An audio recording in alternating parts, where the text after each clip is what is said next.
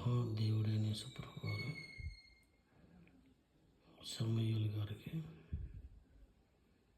దర్శనం ఇచ్చారు. అలాంటి దర్శనం సమూయేలుకి కావాలని ఆశపడుతున్నాను. మొదటి పుట్టినరోజు చేయడం అనేది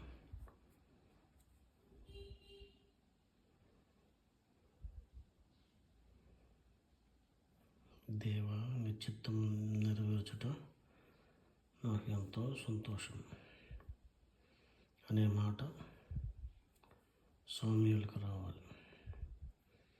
నిజంగా సమూయేలు ప్రవక్త, ఆయన దేవుని చిత్తం నెరవేర్చినాడు.